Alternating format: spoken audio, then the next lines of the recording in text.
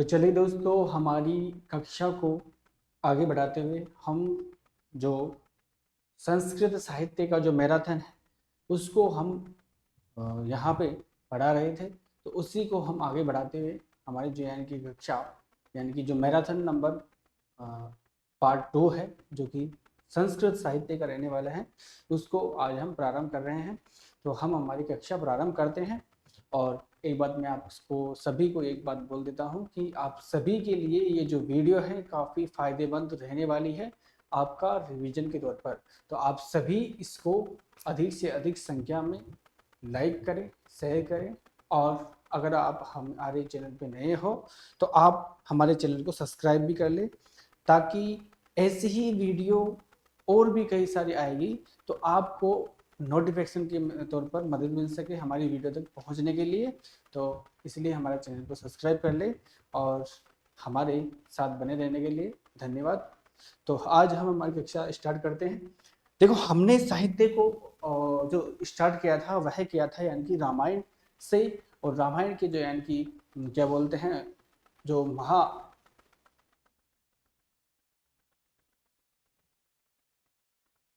रामायण से हमने स्टार्ट किया था। और जो बात करते हैं उसके बाद हमने जो यानी कि अंतिम जो हमने पढ़ा था वह पढ़ा था यानी कि हर्ष चरित्र। क्या पढ़ा था? हर्ष चरित्र की हमने कथा पढ़ ली थी। उसके बाद जो यानी कि हमारा रह गया था, क्या रह गया था, यानी कि अंबिका दत्त व्यास से हमने यहाँ पे छोड़ दिया था। तो हम यहाँ से इसको प्रारंभ करते हैं। आज की कक्षा को हम अंबिका दत्त से प्रारंभ करते हैं। तो देखो, अंबिका दत्त के बारे में हम पढ़ते हैं।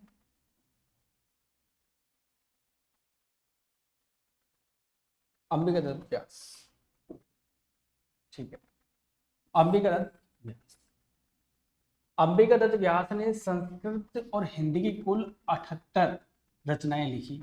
इनका जन्म 1858 को जयपुर में हुआ। इनके पिता का नाम दुर्गादत्त था। क्या था? दुर्गादत्त इनके पिता का नाम था। किनका? अंबिका दत्त के पिता का नाम। अंबिका दत्त व्यास को समीक्षाओं ने अभिनव बाण की उपाधि दी थी। किसकी? अभिनव बाण की उपाधि किसको मिली थी? तो अंबिका दत्त व्यास को मिली थी। अंबिका दत्त व्यास की गद्य शैली पर बाण भट्ट का प्रभाव दिखाई देता है। अंबिका दत्त व्यास की प्रमुख रचनाएं इस प्रकार से हैं। गणेश शतकम, गणेश शतकम, ठीक है। रेखा गणितम, पंचल प्रतिबिंबकम, कथा कुसुमम, सांख्य सागरम सुधा, प्राकृत प्रवेशिका, रत्न पुराणम, शिवराज विजय आदि। अब इसमें से हम पढ़ते हैं शिवराज विजय के बारे में, जो कि काफी प्रचलित है इनकी। शिवराज विजय एक ऐतिहासिक उपन्यास है। एक ऐतिहासिक उपन्यास यानी कि हमें देखने को मिलता है। यह संस्कृत का प्रथम उपन्यास माना जाता है। बिल्कुल इंपॉर्टेंट है कि संस्कृत का प्रथम उपन्यास माना जाता है। संस्कृत का प्रथम उपन्यास क्या माना जाता है? संस्कृत का प्रथम उपन्यास देखने को मिलता है। इसका प्रकाशन 1900 में हुआ था। इस उपन्यास में 3 विराम और प्रत्येक विराम में चार चार निश्वास है। शिवराज विजय में पांचाली शैली का प्रयोग हुआ है। किस शैली का प्रयोग हुआ है? पांचाली शैली का। इसमें प्रमुख रस वीर रस है। कौन सा है? वीर रस है। इस उपन्यास में 2 स्वतंत्र कथाएं हैं। 2 स्वतंत्र कथाएं कौन कौन सी है? तो एक तो है शिवाजी और दूसरी है राम सिंह, जो कि यानी कि हमारे इतिहास के अंदर देखने को मिलते हैं। ठीक है, तो शौर्य की समानांतर चलती रही है, यानी कि काफी अच्छी इनकी ऐतिहासिक घटनाएं यहाँ पे देखने को मिलती है। तो आप इसे ध्यान से पढ़े। इतना ही देखने को मिलता है अंबिका दत्त व्यास जी के बारे में। अब हम बात करते हैं बाद, काफी इंपॉर्टेंट इनके बारे में रहता है और इनसे संबंधित कई बार प्रश्नों में प्रश्न पूछ लिया जाता है। तो देखो, भास को संस्कृत नाट्य साहित्य का जनक कहा जाता है। ये काफी इंपॉर्टेंट है, यानी कि जो यानी कि महत्वपूर्ण है। ठीक है। 1912 में महामहोपाध्याय की गणपति शास्त्री ने त्रिवेंद्रम के तंजौर के पुस्तकालय से भास की जो 13 कृतियां हैं उनको खोजा था। किसने खोजा था? तो वह खोजा था किसने? महामहोपाध्याय टी गणपति शास्त्री ने। ठीक है, दिव्येंद्र के तंजोर में। जयदेव ने प्रसन्न राघव की प्रस्तावना में इन्हें कविता कामिनी का हास कहा है। क्या कहा है? कविता कामिनी का हास किसे कहा है? तो वह कहा है किसको? भास जी को। किसको? भास जी को कहा है। क्या कहा है? कविता कामिनी का हास।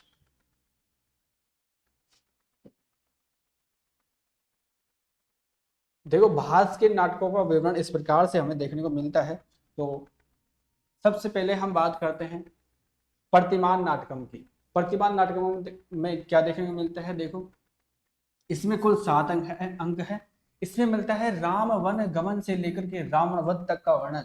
मतलब यानी कि जब राम यानी कि जो अपनी अयोध्या छोड़ करके जा रहे थे, तो वहां से यानी कि राम का वन गमन से लेकर के रावण का उन्होंने अंत किया था, यानी कि वध किया था, तब तक की घटना कहाँ पे देखने को मिलती है?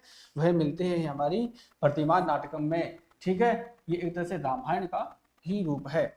अभिषेक नाटकम के बारे में बात करते हैं तो इसमें 6 अंक है। इसमें किष्किंधा कांड से युद्ध कांड की समाप्ति तक का वर्णन है। ठीक है, किष्किंधा कांड से युद्ध कांड की जो यानी कि समाप्ति तक का वर्णन है रामायण से।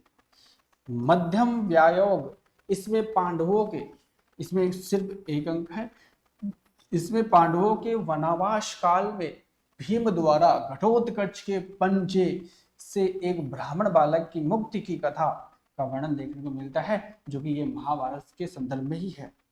कथा कर्णभार, कर्णभार के अंदर यानी कि एक ही अंक देखने को मिलता है। द्रोणाचार्य के स्वर्गवास होने के पश्चात कर्ण को सेनापति बनाने का वृतांत है। कर्ण को सेनापति बनाने का वृतांत है। यह भी महाभारत से ही संबंधित है। पंचरात्रम, इसके अंदर यानी कि कुल 3 अंक देखने को मिलते हैं। दुर्योधन के यज्ञ के द्रोणाचार्य के द्वारा आधा राज्य पांडवों को देने की बात कहना और दुर्योधन द्वारा 5 रात्रियों में पांडवों को ढूंढकर लाने की शर्त रखना, ये महाभारत से ही संबंधित है।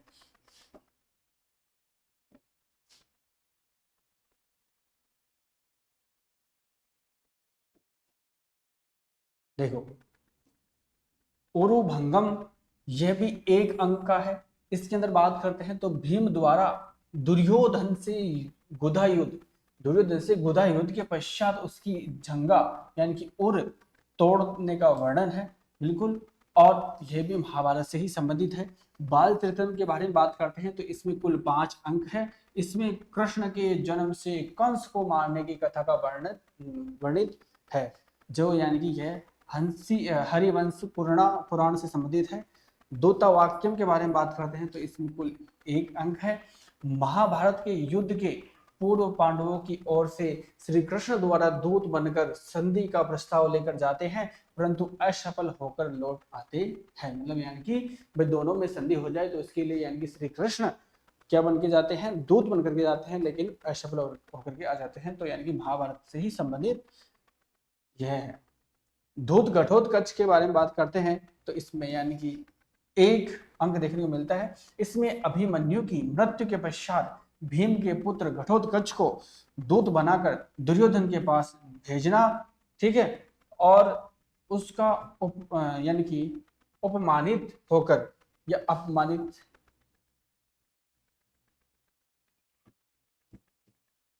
उसका अपमानित होकर पुनः लौट आने का वर्णन है। पुनः लौट आने का वर्णन है। ठीक है, यह भी महाभारत से संबंधित है। प्रतिज्ञा योग धारण, ये 6 अंक का है। कौशाम्बी के राजा वत्सराज उदयन द्वारा उज्जैनी के राजा प्रधोत की पुत्री वासवदत्ता के हरण की कथा है। यानी कि ये काफी अच्छी और यानी कि एक रोचक वाली कहानी आपको देखने को मिलेगी। कभी धैर्य पूर्वक जब आपको समय मिले तो इसे जरूर पढ़ना। ठीक है, देखो, ये जो मैं आपको नोट्स के माध्यम से पढ़ा रहा हूँ, इसमें पूरी पूरी जो यानी कि क्या बोलते हैं, एक तरह से जो नींव होती है वो नींव यहाँ पे आपको रखती है। तो आप इनको ही मतलब अच्छे तरीके से पढ़ ले। और इनके माध्यम से मैं इसलिए पढ़ा रहा हूँ क्योंकि इनका जो यानी कि इनको जो निर्माण है वह मैंने खुद ने करवाया है। देखो, स्वप्न वासव दत्त के बारे में बात करते हैं तो इसमें 6 अंक है। इसमें प्रतिज्ञा योग धारण से आगे की कथा है। राजा उदयन के द्वारा स्वप्न में वासव दत्ता के दर्शन एवं राजा द्वारा स्वप्न में ही वासव दत्ता से वार्तालाप का वर्णन है, यानी कि स्वप्न के अंदर ही वह वासव दत्ता से मिल जाते हैं और उससे यानी कि वार्तालाप करते हैं, यानी कि बातचीत करते हैं। कवि कल्पित। अभी महारकम के बारे में बात करते हैं तो इसमें 6 अंक हैं। क्या है? 6 अंक देखने को मिलते हैं। इसमें राजा कुंती भोज की पुत्री कुरंगी और राजकुमार अविमारक यानी कि विष्णुसेन की प्रणय और विवाह का वृतांत है, जो कि एक लोक कथा के रूप में है। चारुदत्त के बारे में बात करते हैं तो इसमें 4 अंक है। इसमें उज्जैनी की गणिका वसंत सेना तथा दरिद्र चारुदत्त की प्रेम कथा का वर्णन देखने को मिलता है। कवि कल्पित।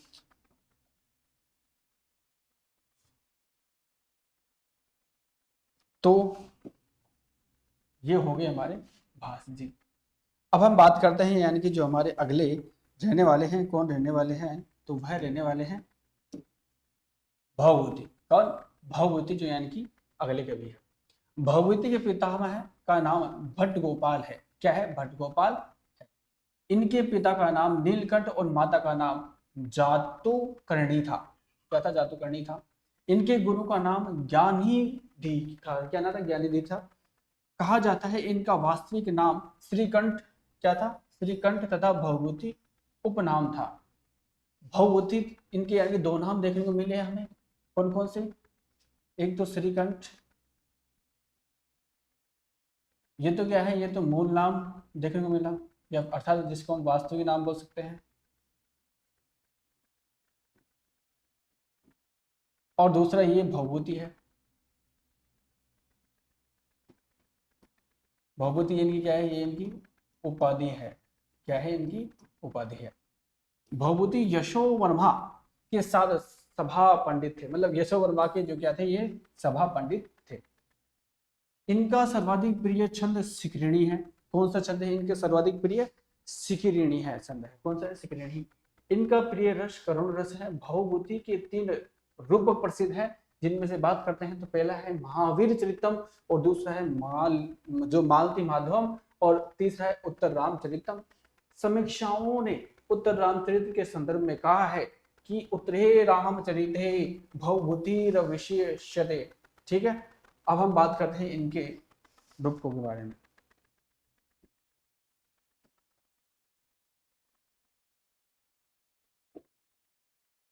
देखो,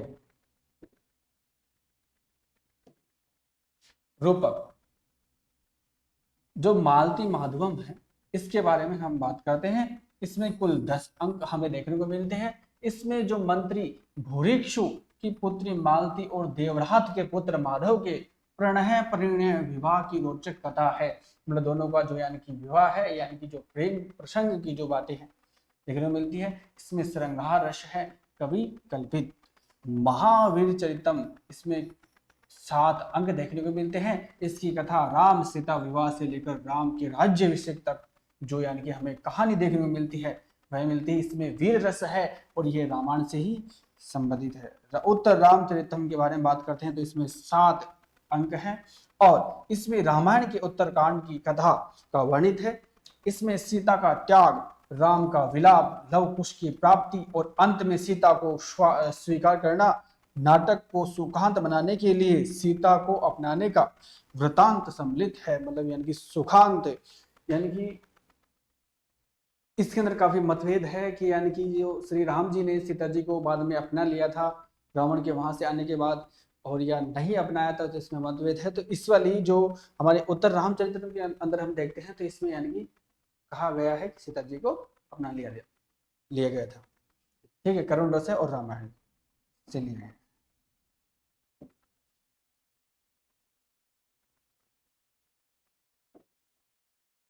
बात करते हैं हम शूद्रक की। शूद्रक की एकमात्र रचना मृच्छकटिकम है। कि कौन सी है? मृच्छकटिकम है। मृच्छकटिकम के टीकाकार पृथ्वीधर है। मृच्छकटिकम यह 10 अंकों का प्रकरण है, जिसमें उज्जैनी की गणिका वसंत सेना और ब्राह्मण चारुदत्त के साथ प्रणय का क्या है, कथा का वर्णित है वसंत सेना और चारुदत्त के साथ। ठीक है, इसमें कुल 10 अंक है जो कि भिन्न भिन्न नाम दिए गए हैं उनके। ठीक है, पहला है अलंकार न्यास, दूसरा है धूपकर संवाहकर, और तीसरा है संधि विच्छेद, चौथा है मधि निका सार्वलिक, पांचवा है दुर्दिन,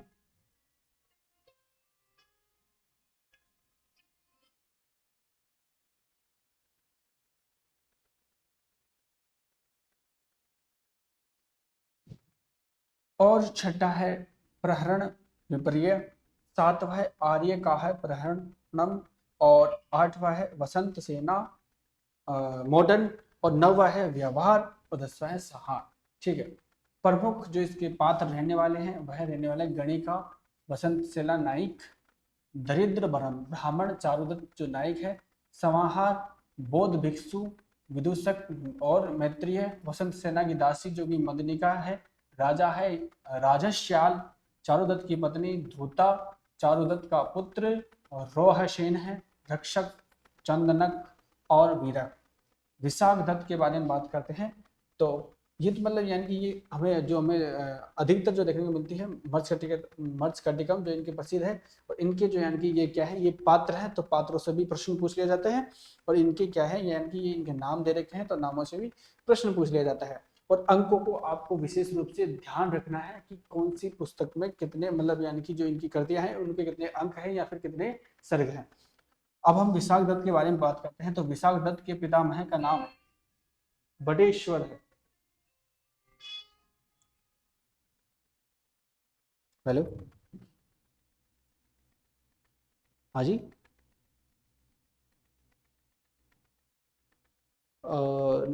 नहीं जी से 11 में नहीं, तो नहीं मेरी ड्यूटी लगा रखी है, वो एक मैडम है।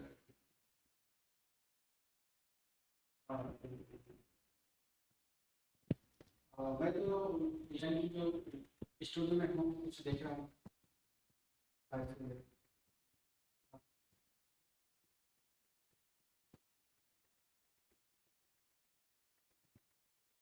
क्या मेरे को काम है क्या, मैं इसमें आऊँ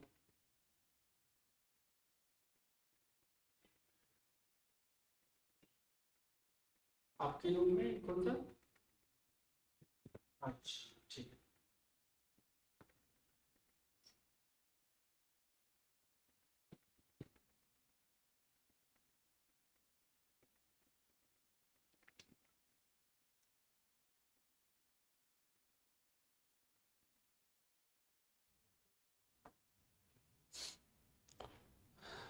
देखो आगे बढ़ते हैं विशाखादत्त के बारे में। तो देखो विशाखादत्त के पितामह का नाम भटेश्वर दत्त था, इनके पिता का नाम पृथु था, इनकी प्रसिद्ध कृति का नाम मुद्रा राक्षस है। इनकी दो अन्य रचनाएं भी हमें देखने को मिलती हैं, वह है एक तो देवी चंद्रगुप्त और दूसरी है अविसारिक व चरिका अविसारिका व चरितका। ठीक है, मुद्रा राक्षस के बारे में बात करते हैं तो देखो विशाखादत्त की प्रसिद्ध कृति मुद्रा राक्षस है। इसमें विदूषक का अभाव है, यानी कि एक मात्र की स्त्री पात्र चंदन दास की पत्नी कटुम्बिनी है। इस कृति का नायक चाणक्य है। कौन है? चाणक्य, जो कि हमें इनके बारे में काफी पता है, चाणक्य जी के बारे में। ठीक है,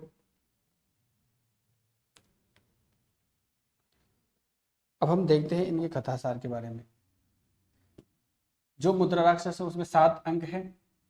इसमें चाणक्य के द्वारा पाटलिपुत्र नंद वंश का नाश करके मुद्रा राक्षस को चंद्रगुप्त के आमत्य तक पहुंचाने का वर्णन है। प्रधानतम रस वीर रस है और विदूषक रहित नाटक है। इसके अंदर मतलब यानी कि कहानी क्या है? कहानी है यानी कि जो हमारे जो मौर्य वंश से संबंधित जो यानी कि कौन है, चाणक्य जी हैं, यानी कि जो राजा चंद्रगुप्त है, उनके बारे में यानी कि यहाँ पे कहानी बताई गई है कि उन्होंने किस प्रकार से रणनीति करके अपना जो यानी कि जो राज्यवंश है वह उन्होंने स्थापित किया था चाणक्य की मदद से। तो काफी अच्छी यानी कि स्टोरी है। जब आप इतिहास पढ़ोगे तो तब आप यानी कि मेरे जो चैनल है, इस चैनल में मैंने स्पेशल मौर्य वंश को पूरा कवर किया हुआ है और एक ऐसी स्टोरी के माध्यम से तो आप सभी से ये मैं आग्रह करूंगा कि एक बार इस मौर्य वंश को आप जरूर पढ़ें, क्योंकि मैंने बहुत अच्छी तरीके से इसको पढ़ाया हुआ है। ठीक है, अब हम बात कर देंगे भर्तहरि के बारे में। तो भर्तहरि विक्रमादित्य के बड़े भाई थे। इनके पिता मालवा के क्षत्रिय गंधर्व सेन है और इनकी दो पत्नियां हैं, एक तो है अंगसेन और दूसरी है पिंगला।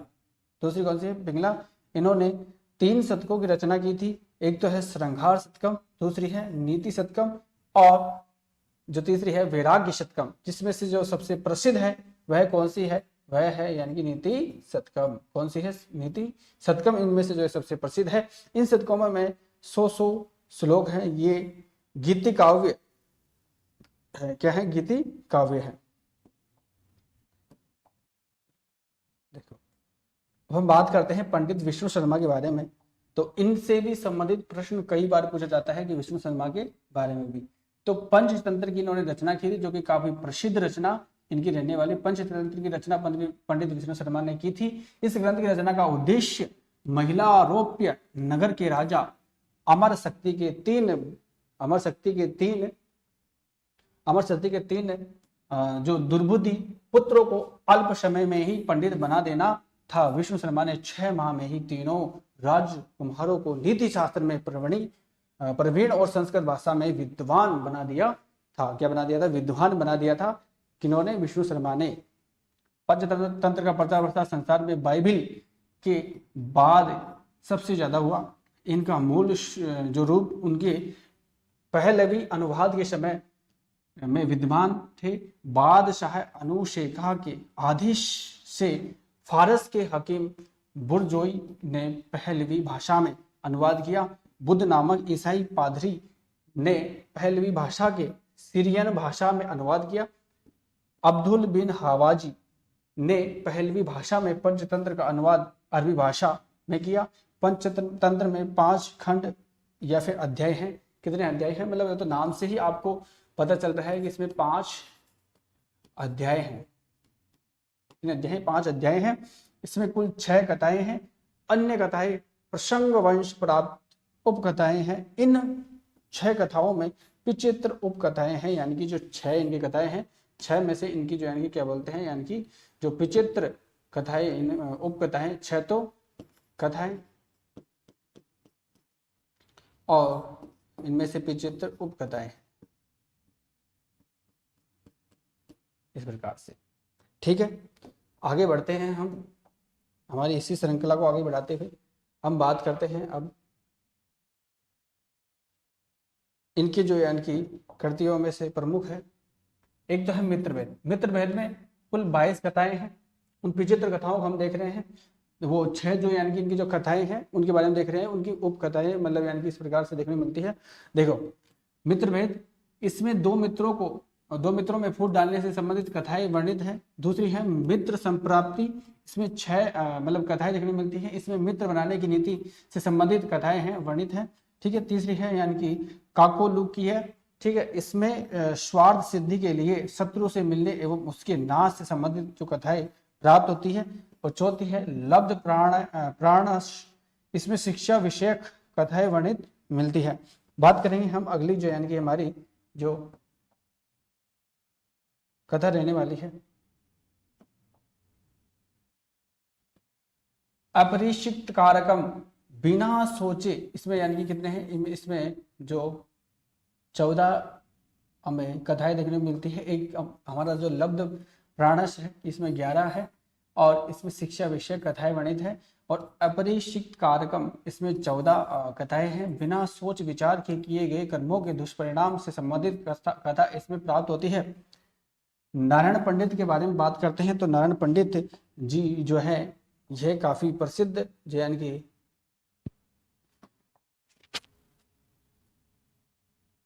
लेखक हुए हैं। तो नारायण पंडित जी के बारे में पढ़ते हैं। नारायण पंडित जो बंगाल के राजा धवल चंद्र के आश्रित कवि थे।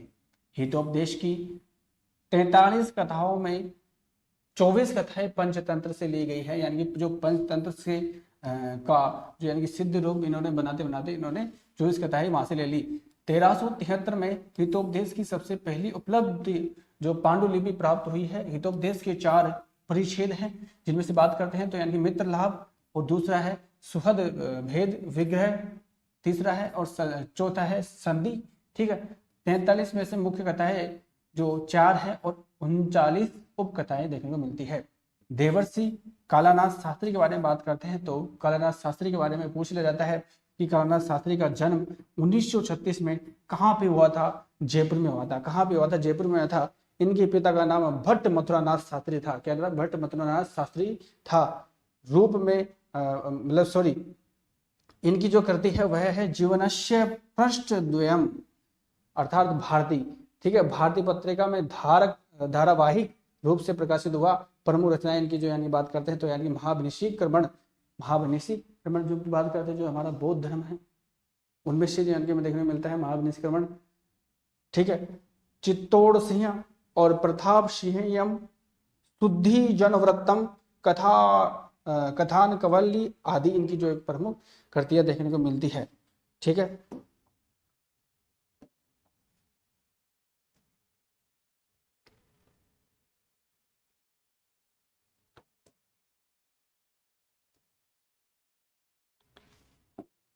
अगले जो यानी कि हमारे रहने वाले हैं, कौन रहने वाले? भट्ट मथुरानाथ शास्त्री। कौन रहने वाले? भट्ट मथुरानाथ शास्त्री। इनका भी जन्म 1889 में जयपुर में हुआ था। इनके पिता का नाम द्वारकनाथ भट्ट था तथा माता का नाम जानकी देवी था। क्या था? माता का नाम जानकी देवी था। और हम बात करेंगे जयपुर से प्रकाशित होने वाली पत्रिका जो कि संस्कृत रत्नाकर के प्रथम संपादक ये रहे थे। ये काफी इंपॉर्टेंट यहाँ से प्रश्न पूछ लिया जाता है। ठीक है, प्रमुख कृतियों के बारे में बात करते हैं तो साहित्य वैभव, जयपुर वैभव और गोविंद वैभव, भारत वैभव, मानसिंह आदर्श मणि कादम्बरी पर चषक टीका और रस गंधार पर सरला टीका आदि इनकी क्या है? प्रमुख कृतियां हैं। पंडित पद्म शास्त्री के बारे में बात करते हैं तो इनका जन्म 17 दिसंबर 1935 को उत्तर प्रदेश के पिथौरागढ़ के सिंगाली ग्राम में हुआ था। इनके पिता का नाम बात करते हैं तो पंडित बद्री प्रसाद ओझा था। और सोवियत भूमि नेहरू पुरस्कार सम्मिलित समिति और राजस्थान साहित्य अकादमी ने स्वर्ण पदक प्रदान किया था किनको? यानी कि पंडित जो यानी कि हमारे कौन है? पद्म शास्त्री जी हैं उनको। इसीलिए इनके नाम पर यानी कि जो इनको पद्म पुरस्कार जो दिया जाता है वो भी इन्हीं के नाम से दिया जाता है। प्रमुख कृतियों के बारे में बात करते हैं तो इनकी कृतियां रहने वाली है सिनेमा शतकम, और दूसरी है चाय शतकम, और तीसरी है विश्वक शतकम, और पंच तंत्रम बात करते हैं पद्म पंच तंत्रम, लोकतंत्र विजय और लेनिनामृतम शिवयत यात्रा आदि इनकी है। डॉक्टर प्रभाकर शास्त्री के बारे में बात करते हैं तो इनका जो जन्म है वह हमें देखने को मिलता है। कब वह मिलता है? यानी कि 13 अप्रैल 1939 को। कहाँ पे हुआ था? जयपुर में हुआ था। कहाँ पे हुआ था? जयपुर में इनका जो यानी कि जन्म हुआ था। बात करते हैं इनके बारे में कि इनके पिता का नाम जो यानी कि क्या है? देखने को मिलता है वृद्धि चंद्र शास्त्री। क्या देखने को मिलता है? वृद्धि चंद्र शास्त्री पंडित। ठीक है, और हम बात करेंगे अब कि राजस्थान विश्वविद्यालय से संस्कृत विषय में सर्वप्रथम डी.लिट कौन सी? डी.लिट उपाधि लेने वाले कौन थे? यानी कि प्रभाकर थे। कौन थे? प्रभाकर, जो यानी कि देखने को मिलते हैं। क्या मिलते हैं? जिन्होंने जो हमारी राजस्थान विश्वविद्यालय है यहाँ से इन्होंने डी.लिट जो यानी कि उपाधि प्राप्त की थी। ये बीकानेर से प्रकाशित होने वाली पत्रिका विश्व भरा से प्रधान संपादक रहे हैं। प्रमुख रचनाओं के बारे में बात करते हैं तो आत्मवेदना और याज्ञवल्क्य स्मृति, आचाराध्य, जगत गुरु, शंकराचार्य आदि है। पंडित सूर्य नारायण शास्त्री के बारे में बात करते हैं तो पंडित सूर्य नारायण शास्त्री का जो जन्म है 1883 में हरियाणा के महेंद्रगढ़ में हुआ था। इनकी प्रमुख रचना जो इनकी बात करते हैं तो यानी कि मानव महाकाव्यम एवं एक ऐतिहासिक महाकाव्य है। इस महाकाव्य का प्रकाशन संस्कृत रत्नाकर मानसी पत्र के माध्यम से हुआ था। यहाँ तक यानी कि जो हमारा क्या बोलते हैं जो साहित्य का पोर्शन जो हमें यहाँ पे कंप्लीट होता है। लेकिन इसी के माध्यम से इसी के अंदर हम यानी कि जो हमारे अगली जो चीज है, 2 चीज रह गई। एक तो 16 संस्कार और यानी कि विवाह है। इनको भी हम यहाँ पे कवर करेंगे। तो हम हमारा वो वाला पोर्शन निकाल लेते हैं, साहित्य के अंदर ही हम उसको जोड़ देते हैं। कौन सा? 16 संस्कार और जो विवाह है उनको भी हम यहाँ पे जोड़ लेते हैं।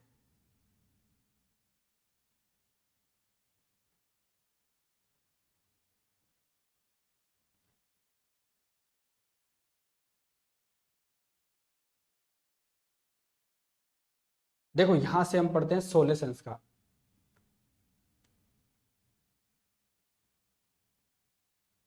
पहले तो हम ये 4 आश्रमों के बारे में पढ़ लेते हैं, फिर हम पढ़ेंगे 16 संस्कार। आश्रम व्यवस्था पढ़ लेते हैं पहले तो, ठीक है। देखो आश्रम व्यवस्था सबसे पहले हमें देखने को मिलता है क्या कि आश्रम व्यवस्था को 4 पार्टों में डिवाइड किया गया है। पहला जो है वह है कौन सा है, ब्रह्मचारी आश्रम, दूसरा है गृहस्थ आश्रम, और तीसरा है वानप्रस्थ आश्रम, और चौथा है संन्यास आश्रम। ठीक है, ये 4 आश्रम हमें देखने को मिलते हैं। चारों की जो यानी कि हम बात करते हैं कि चारों में ही अलग अलग जो हमारे जीवन व्यतीत जो देख करने को मिलता है। जैसे हम बात करते हैं सबसे पहले जो ब्रह्मचारी आश्रम है, यह जन्म से 25 वर्ष तक की जो समय अवधि ही रहती है, बच्चे के जन्म से लेकर उसकी 25 वर्ष की अवस्था तक, यानी कि जो यानी कि एक वयस्क आदमी हो जाता है तब तक की अवस्था किसमें आती है, वह आती है इसके अंदर यानी कि ब्रह्मचारी आश्रम। तब ये बालक क्या है कि एक तरह से मतलब यानी कि वह ब्रह्मचर्य के रूप में ही रहता है।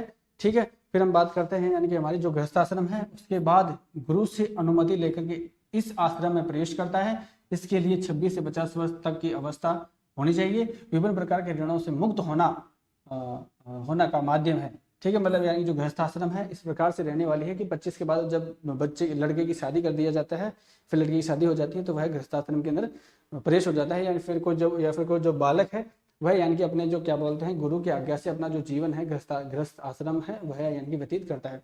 फिर हम बात करते हैं वानप्रस्थ आश्रम के बारे में। तो यानी कि ये 51 से 75 वर्ष तक की अवस्था का इस आश्रम के लिए मानी गई है। कब से 51 से 75 वर्ष तक की अवस्था इस आश्रम के लिए मानी गई है। ये काफी मतलब जो अच्छी अवस्था जो देखने मिलती है। फिर बात करते हैं तो यानी कि संन्यास आश्रम, क्योंकि 76 वर्ष से मृत्यु पर्यंत तक की अवस्था यह संन्यास आश्रम के लिए निर्धारित की गई है। यानी कि जो अपना जो जीवन जब अंतिम समय के रूप में अंतिम पड़ाव के लिए होता है, तो उस समय यानी कि जो व्यक्ति है क्या करता है, यानी कि अपना संन्यास धारण कर लेता है एक तरह से। यानी कि जो अपना अब जो गृहस्थी है, जो अपना परिवार मतलब यानी कि धन मोह माया सभी से छोड़ करके वह अपना जो यानी कि ध्यान भगवान की तरफ लगा लेता है। एक तरह से सन्यासी के रूप में रहने लग जाता है कि कभी भी मेरा अंत हो सकता है। तो ये चीजें यानी कि आश्रमों के बारे में थी। अब हम बात करेंगे जो यानी कि हमारे 16 जो संस्कार हैं उनके बारे में हम देख लेते हैं कि 16 संस्कार किस प्रकार से है। देखो जो पहला संस्कार देखने को मिलता है वह मिलता है गर्भाधान। यह पितृ ऋण से मुक्त होने के लिए जो गर्भाधान है, मतलब एक तरह से पितृ ऋण गर्भाधान यानी कि जो पितृ का जो ऋण है वह वहां से हो जाता है। बात करते हैं यानी कि दूसरा है पुंसवन।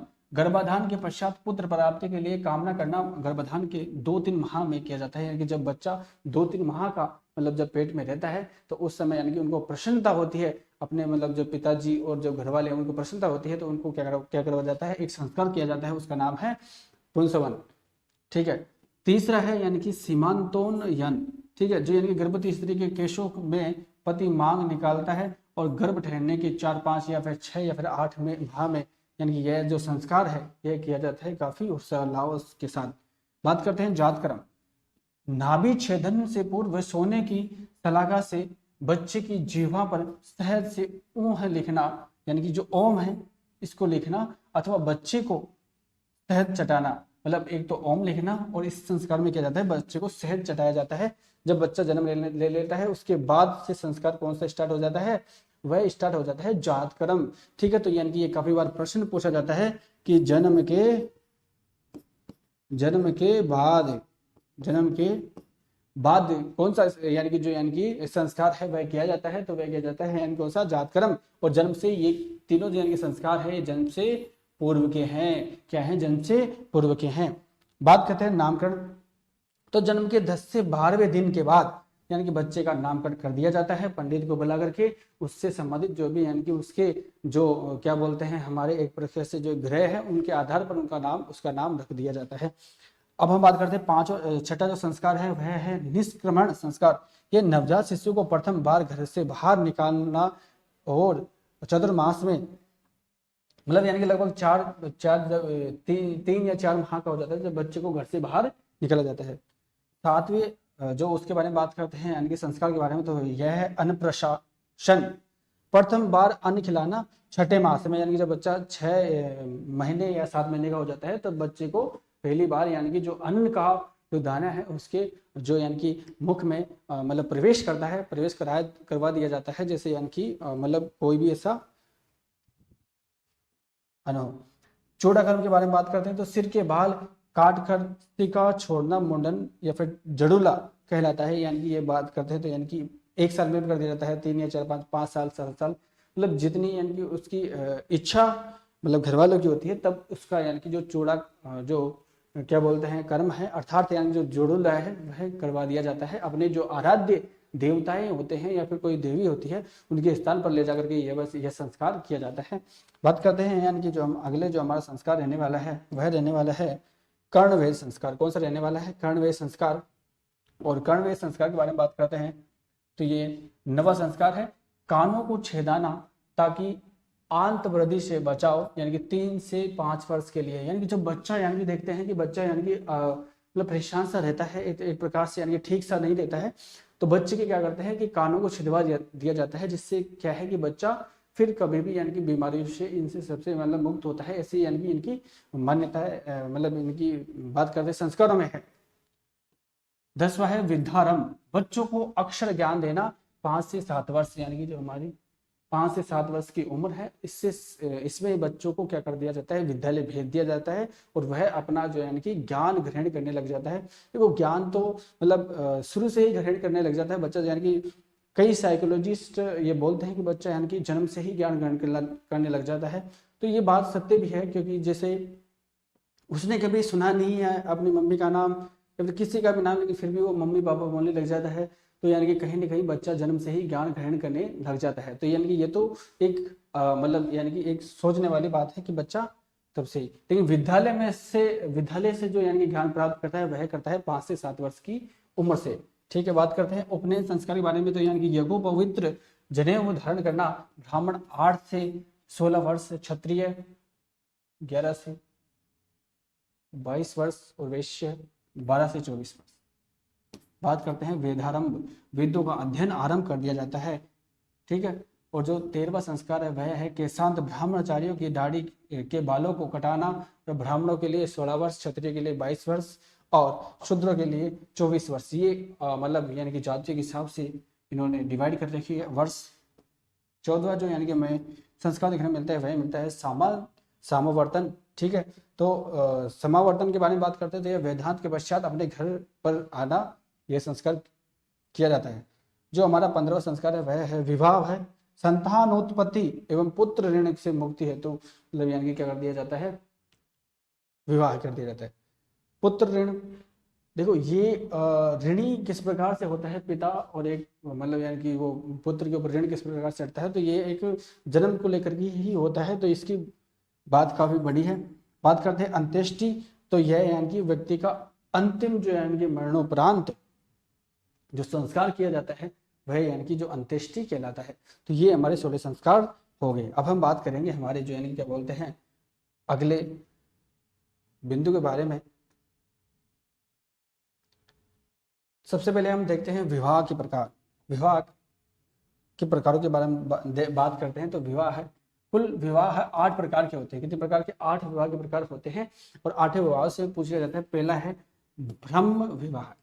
जो ब्राह्म विवाह है, तो ब्राह्म विवाह के बारे में बात करते हैं तो इसमें क्या है कि पिता सर्वगुण संपन्न वर्ग को आमंत्रित करके, मतलब जो एक तरह से संस्कारवान जो वर है उसको आमंत्रित करके विधि पूर्वक दक्षिणा के साथ वस्त्राभूषणों से अलंकृत कन्या का दान सर्वश्रेष्ठ विवाह है। मतलब एक प्रकार से यह जो हमारे मतलब यानी कि आज भी परंपराओं में देखने को मिल रहा है कि मतलब घर वाले खुद यानी कि लड़की के लिए रिश्ता देखते हैं, एक अच्छा वर देखने की कोशिश करते हैं और अच्छा वर देख करके उसको यानी कि अपनी तरफ से यानी कि जो भी मतलब एक तरह से क्या बोलते हैं दहेज के रूप में जो भी दिया जाता है वो दे करके एक मतलब सबसे सर्वश्रेष्ठ जो विवाह है किया जाता है, कौन सा? ब्राह्म विवाह।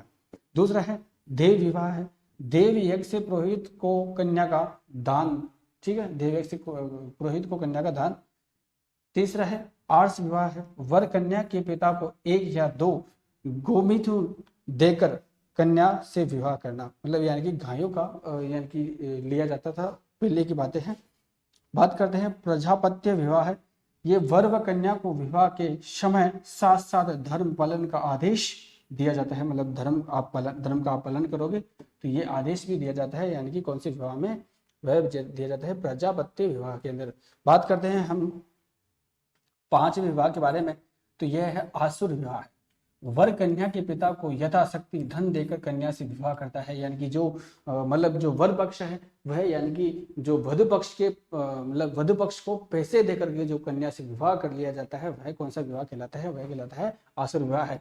और छठा है गांधर्व विवाह है, पुरुष एवं स्त्री परस्पर निश्चय करके विवाह करते हैं, मतलब पुरुष और यानी कि क्या बोलते हैं स्त्री अपने डिसीजन को लेकर के मतलब जीवन का जो यानी कि क्या बोलते हैं संबंध जो बंधन में बन जाते हैं, यानी कि विवाह कर लेते हैं, उसे क्या बोलते हैं, उसे गांधर्व विवाह बोलते हैं। एक प्रकार से जिसे हम बोलते हैं लव मैरिज कर ली जाती है, उसको बोला जाता है पहले गांधर्व विवाह। बात करते हैं राक्षस विवाह।